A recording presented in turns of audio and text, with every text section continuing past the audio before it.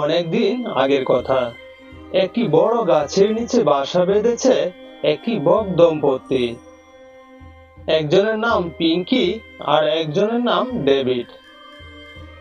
তাদের বিয়ে হয়েছে অনেকদিন হলো, কিন্তু তাদের ঘরে কোনো সন্তান আসেনি। একদিন পিঙ্কি 3টা ডিম দিয়েছে। ডেভিড, দেখেছো, আমি 3টা ডিম দিয়েছি। হ্যাঁ পিঙ্কি, তুমি 3টা ডিম দিয়েছো, এটা দেখে আমি খুবই খুশি হয়েছি। আল্লাহ আমাদের দিকে চোখ তুলে তাকিয়েছেন। ঠিক বলেছ, আমার এই 3টা ডিম থেকে খুব সুন্দর সুন্দর ছানা হবে। হ্যাঁ পিঙ্কি, আমি জানি এই 3টা ডিম থেকে খুবই সুন্দর ছানা হবে। আচ্ছা ডেভিড, আমাদের এই 3টা ডিম থেকে কি বাচ্চা হলে তুমি সবচেয়ে খুশি হবে, ছেলে নাকি মেয়ে? শোনো পিঙ্কি, এখানে ছেলে হবে নাকি মেয়ে হবে সেটা সম্বন্ধে তুমিও জানো না, আমিও জানি না। আল্লাহ আমাদের যা দিবেন তাই নিয়েই সন্তুষ্ট থাকবো। এমন সময় হাসু এসে হাজির হলো তাদের কাছে। কি পিঙ্কি দিদি, তোমাদের তো আজ খুবই খুশি লাগছে। হ্যাঁ হাসু বোন, আমাদের আজ খুবই আনন্দের দিন। আমাদের বিয়ে হলো অনেক দিন, তার আগে আমি কোনো ডিম দিতে পারিনি। আজ 3টা ডিম দিয়েছি। আমাদের মতো আনন্দে আর কেই বা আছে বলো? ঠিক বলেছ পিঙ্কি দিদি, তুমি ডিম দিয়েছ, এটা দেখি আমিও খুশি হয়েছি। এখন চলো নদীতে মাছ খেতে যাব। তারপর তারা সবাই মিলে নদীর দিকে চলল মাছ খেতে। তাদের বাসার পাশেই ছিল এক দুষ্ট শিয়াল। তাদের এসব কথা শুনে শিয়াল বলছে, ওয়াও, এই তো দেখছি 3টা ডিম দিয়েছে। ডিমগুলা ফুটে যদি বাচ্চা হয়, তারা হবে মা আর বাবা, আমি হব মামা। কিন্তু মামা হওয়ার শখ যে আমার নেই। ডিমগুলো আমি খেতে হবে, তোমাদেরও মা হওয়ার দরকার নেই। তারপর শিয়াল ওই ডিমের কাছে গেল, গিয়ে সে একটি একটি করে 3টা ডিমেই খেয়ে নিল। ওয়াও, ডিমগুলা যে খুবই সুস্বাদু আর খুবই মজাদার। যাক, এরপর যদি আবার ডিম দেয়, সেটা এসে আমি আবার খাবো। এখন এইখান থেকে জলদি পালাই। তারপর শিয়াল এখান থেকে চলে যায়। এদিকে ডেভিড আর পিঙ্কি তারা বাসার দিকে আসছে। বাসায় এসে দেখে তাদের একটি ডিমও নেই। পিঙ্কি, আমাদের বাসায় দেখছি একটি ডিমও নেই, তাহলে এই ডিমটি কে নিয়ে গেছে? তাই তো দেখছি আমাদের বাসায় একটি ডিমও নেই। অনেক কষ্ট করে অনেকদিন পর 3টা ডিম দিয়েছি, কিন্তু আশেপাশে তো কিছুই দেখতে পাচ্ছি না। পিঙ্কি, আমাদের খুঁজে বের করতে হবে কে খেয়েছে এই ডিমগুলা। আর না হয়তো তুমি যদি আবার ডিম দাও, সে আবার এসে খেয়ে যাবে। ঠিক বলেছ, আমি যদি এখানে ডিম দেই, তাহলে আবার এসে খেয়ে যাবে। আমারও যে ডিম দেওয়ার আবার সময় হয়েছে। দাঁড়াও পিঙ্কি, আমার মাথায় একটা বুদ্ধি এসেছে। এখন তুমি কোনো ডিম দিবে না, কিছুদিন পর দিবে। আগে আমাদের ধরতে হবে কে এসে ডিম খেয়েছে। কিছুদিন পর ডেভিড ডিমের মতো দেখতে 3টা পাথর এনে তার বাসায় রেখে দেয়, আর তারা দুজন গিয়ে একটি ঝোপের আড়ালে লুকিয়ে থাকে। আর এইদিকে পাজি শিয়াল বলছে, অনেক দিন হয়ে গেছে আমি ডিম খাই না, মনে হয় তারা আবার ডিম দিয়েছে। যাই, গিয়ে ডিমগুলা খেয়ে আসি। এইসব কথা বলে শিয়াল আসলো ডিম খেতে। শিয়াল এসে একটি ডিম মুখে নিল, কিন্তু ডিমটা সে কোনোভাবেই খেতে পারছে না। সে তখন ছুঁড়ে ফেলে দিল। ওরে বাবা রে, একটুর জন্য দাঁতগুলো আমার রক্ষা পেল, আর একটু হলে সবগুলা দাঁতই পড়ে যেত। এরা তো দেখছি খুব চালাক হয়ে গেছে, ডিমের মতোই দেখতে সে পাথর এনে রেখে দিয়েছে। বেটা হারামি বক, তোদের দুটাকে আমি একসাথে খাবো। এইসব কথা বলে শিয়াল এইখান থেকে তার বাসায় চলে যায়। পিঙ্কি, দেখেছো? ওই পাজি শিয়াল এসে আমাদের ডিম খেয়েছে, কিন্তু তার সাথে তো আমরা পারবো না। তার সামনে গেলে আমাদেরই ধরে খাবে। ঠিক বলেছ, ওই পাজি শিয়াল এসে আমাদের ডিম খেয়েছে। পিঙ্কি, চলো, আমাদের পাশের বনে বাঘ মামা থাকে।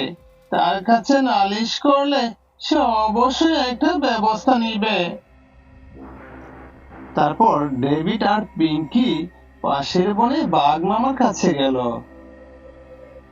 গিয়ে দেখতে পেল বাঘ মামা তার গুহার মধ্যে ঘুমোচ্ছে।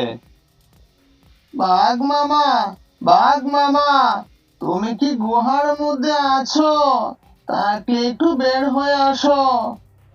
আহ, কে রে তুই? আমার আরামের ঘুমটা নষ্ট করছিস কেন? যা এখান থেকে। এখন আমি গুহা থেকে বের হতে পারবো না। অলস বাঘ তার চোখ আর খুললো না।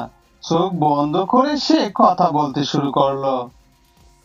বাঘ মামা, আমার কাছে তোমার জন্য একটা জরুরি খবর আছে।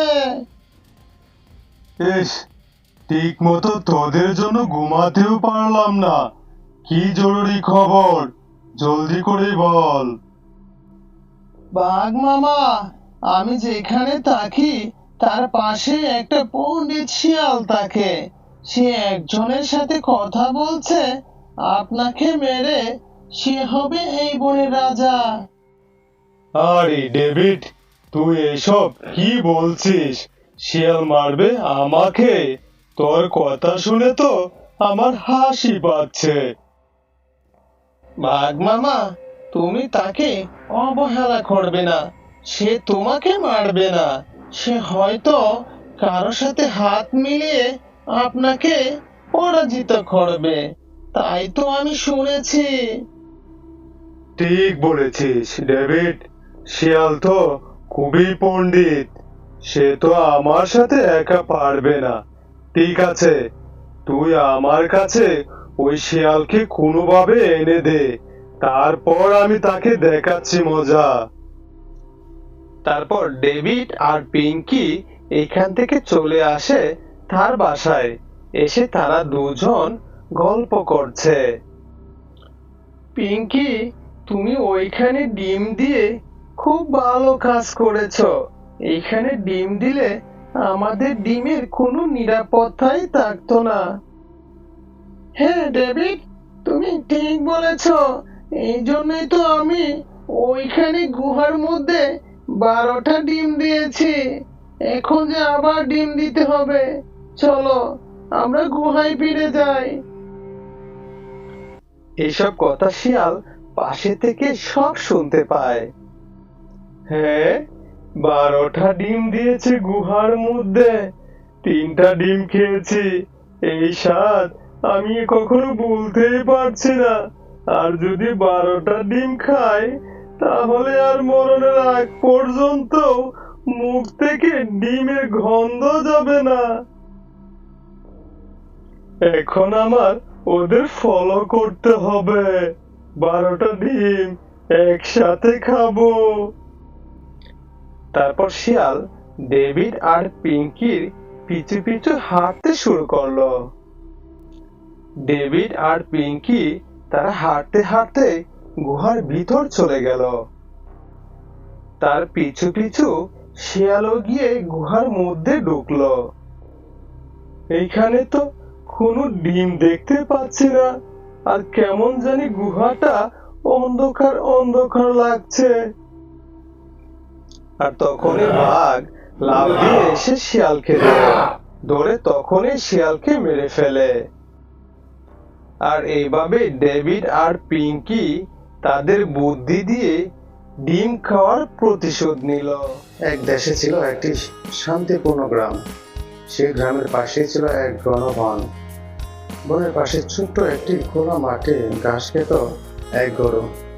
সে ছিল শান্ত, নম্র এবং দয়ালু।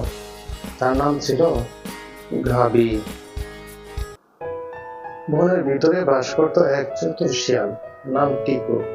টিকু খুব চালাক আর কৌশলী ছিল, কিন্তু তার অভ্যাস ছিল চুরি করে খাবার খাওয়া। একদিন টিকু খুব ক্ষুধার্ত হয়ে পড়েছিল। বনের আশেপাশে কিছুই খুঁজে পাচ্ছিল না। হঠাৎ সে মাঠে ঘাস খাওয়া গাভীকে দেখতে পেল। শিয়ালের মুখে জিভ দিয়ে জল পড়তে লাগলো। সে তখন ভাবলো, এই গরুটা যদি একটু বোকা হয় তবে আমি ওকে ফাঁকি দিয়ে কিছু একটা খাবার আদায় করতে পারি।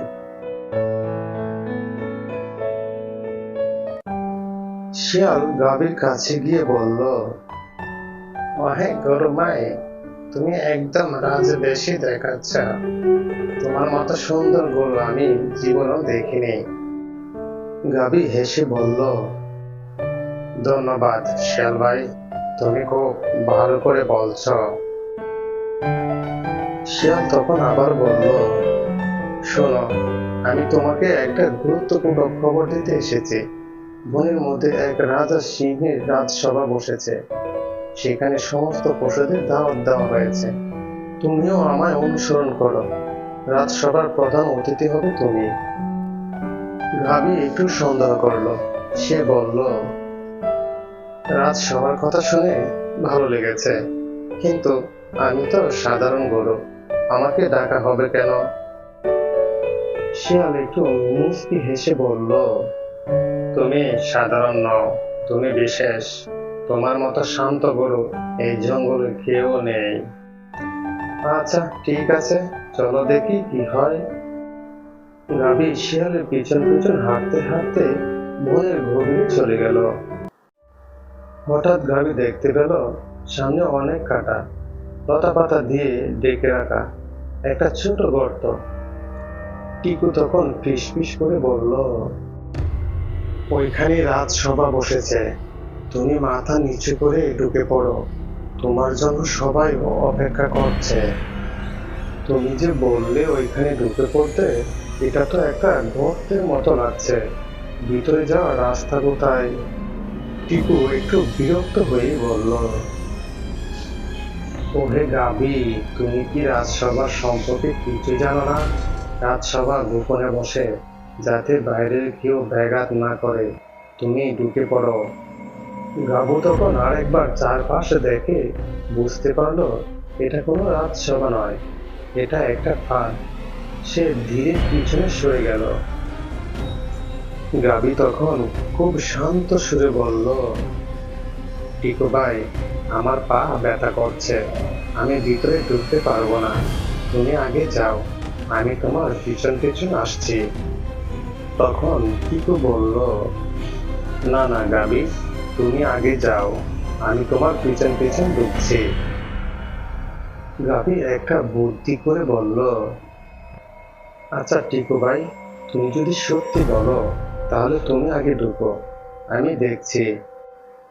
ঠিক আছে গাভী, তুমি যেহেতু এত করে বলছো, ঠিক আছে, আমি যাই, তুমি না হয় পরেই এসো। টিকু গর্তের কাছে যেতেই গাভী জোরে একটা লাথি দিয়ে টিকুকে গর্তে ফেলে দিল। শিয়াল তখন গর্তের ভিতরে আটকা পড়ল, আর তখন চিৎকার করে বলল, ওহে গাভু ভাই, আমাকে এই গর্ত থেকে উদ্ধার করো। গাভী তখন শান্ত গলায় বলল, ওহে শয়তান শিয়াল, আমি দয়ালু কিন্তু বোকা নই। তুমি আমাকে ফাঁদে ফেলার চেষ্টা করেছ, এখন তুমি ওই গর্তে পড়েই মরো। শিয়াল আর এই গর্ত থেকে উঠতে পারল না। সে গর্তে পড়েই মারা গেল।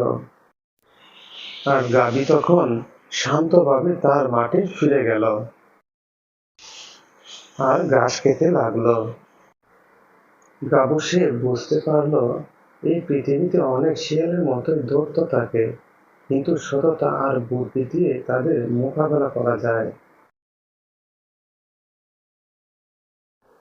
একদিন শিয়াল খুব ক্ষুধার্ত হয়ে জঙ্গলে ঘুরে বেড়াচ্ছিল। হঠাৎ সে একটা ছোট্ট পুকুর ধারে সে দেখলো একটা হাঁস পানিতে খেলছে। শিয়ালের মুখে পানি এসে গেল। সে ভাবলো, এই হাঁসটাকে ধরে আজকের ক্ষুধা মেটাবো। শিয়াল হেঁটে হাঁসের কাছে গেল।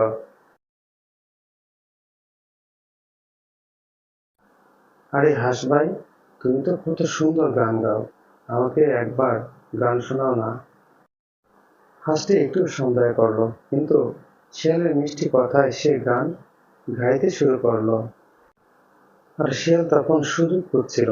যখন হাঁস গান গাইতে গাইতে চোখ বন্ধ করলো, শিয়াল লাফ দিয়ে পানিতে পড়লো হাঁসকে ধরার জন্য। কিন্তু শিয়াল তো সাঁতার জানে না। সে পানিতে ডুবতে লাগলো। হাঁস তাড়াতাড়ি করে পানি থেকে উপরে উঠে এলো। উঠে শিয়ালকে ডেকে বলল, খাও খাও দুঃখাবাদ শিয়াল, তুমি এখন পানিতে ডুবে হাঁস খাও। পুকুরের আশেপাশে অন্য পাখিরা ডেকে উঠল, ভালোই হয়েছে, যে অন্যের ক্ষতি চায় তার নিজেরই ক্ষতি হয়। আর শিয়াল তখন অনেক কষ্ট করেও সে পানি থেকে উঠতে পারলো না। সে পুকুরে ডুবেই মারা গেল।